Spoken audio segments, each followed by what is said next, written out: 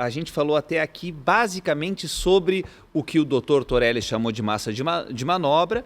O senhor falou que tem 80%, 20% aí de pessoas, vou chamar de massa de manobra também, o senhor pode adaptar para outra expressão, mas me parece que é o que o senhor quis dizer, pessoas com menos intuito grave ali naquele episódio, que merecem um tratamento especial. Não estão sendo julgados agora, né? Isso aí já passou. Eu quero saber agora dos líderes, dos mandantes. Primeiro, se os senhores acham que houve líderes e mandantes de uma tentativa de golpe de Estado, muito resumidamente, e para eles, é possível algum tipo de anistia, doutor Constantino primeiro? Eu acho que com relação aos mandantes, o que vai determinar são as próximas eleições. Por quê? Se o partido A assumir, vai ser interpretado como golpe de Estado. Se o partido B assumir, não vai ser interpretado como golpe de Estado. E da mesma forma como nós temos as valorações, os aspectos subjetivos do STF, que interpreta da forma que quer. Esta insegurança jurídica nós vamos ter que esperar para as próximas eleições. Por quê? Uma vez que vem um novo presidente, e uma vez que esse presidente tem um respaldo do Congresso, muda tudo. E nós vemos que muda. Presidente do Senado, há um mês atrás, não era pauta anistia, agora é pauta anistia. Mas vou mais a fundo, não sei o porquê que ele mudou, mas numa entrevista, matéria de pesquisa da Veja, a Veja fez uma matéria e diz que 69% das pessoas, dos entrevistados, reconhecem que não é golpe e que 29% sim é uma tentativa de golpe. Eu digo isso porque são os produtos de índices, de algoritmos, de questões vinculadas a entrevistados que vão dar um móvel aos presidentes do Congresso e do Senado e da Câmara dos Deputados Federais. Para encerrar, antes de eu passar para o Torelli sobre esse tema específico de mandantes e líderes, em questões fáticas, o senhor acha, doutor Constantino, em questões fáticas, o senhor fez uma análise sociopolítica aqui do futuro desse processo. Questões fáticas, houve tentativa de golpe de Estado? Eu não quero entrar no erro que eu interpreto de fazer consideração, por exemplo, que o ministro Fux não tenha conhecimento de direito processual penal. Por houve isso, tentativa de golpe de Estado fatos, com líderes? O que eu escuto da imprensa sim, eu vejo da imprensa uma discussão, uma ponderação extremamente política deste ou daquele deputado.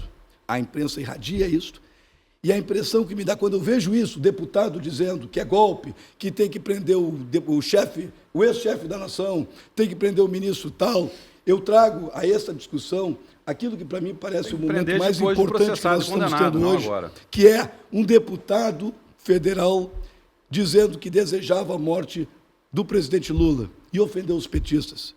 E depois um governador do PT dizendo que deveria levar os opositores bolsonaristas para a vara. Ou seja, virou uma discussão de boteco, de baixo nível, totalmente injurídica.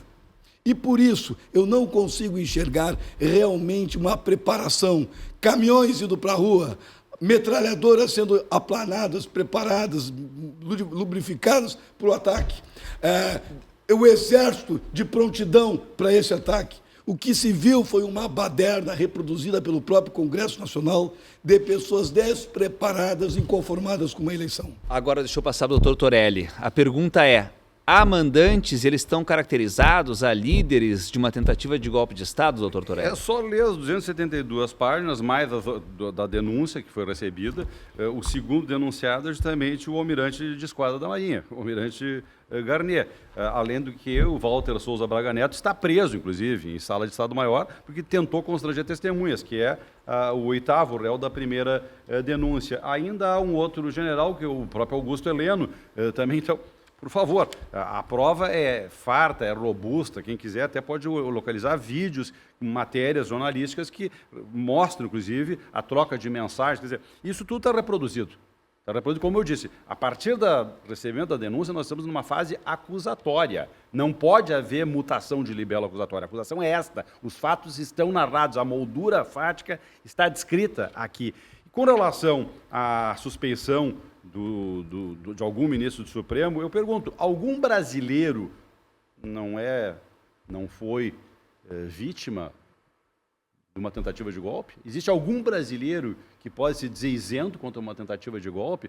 Quer dizer, esta que é a situação que está posta. E não está em julgamento a suposta tentativa de homicídio do ministro Alexandre de Moraes. Não está em julgamento. Não, Neste processo não está em julgamento. Ele visualizou isso?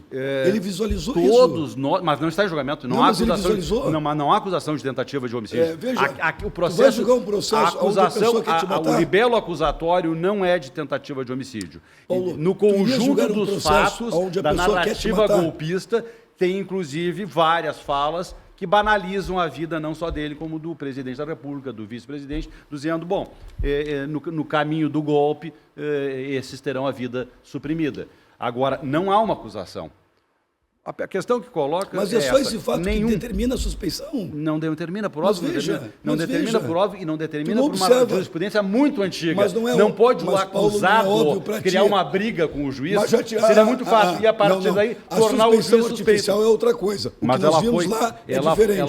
foi Ele se Bolsonaro. depara com Bolsonaro argumentos começou. contra a Doutor sua Constantino, vida. Bolsonaro começou a atacar o ministro Alexandre de Moraes quando ele era presidente do Tribunal Não Superior vamos dar nomes, Eleitoral. Paulo. Vamos trabalhar com a lógica. O ministro, o julgador, se depara com o expediente e vê que a pessoa que ele vai julgar queria atentar contra a sua vida. Isto, naturalmente, já impediria ele de seguir neste processo. Discordo. E os exemplos que nós temos é da magistratura nacional brasileira Discordo. do Rio Grande do Sul, Discordo, que sabe muito porque, bem na esse realidade, não é comportamento. um processo sobre tentativa de homicídio.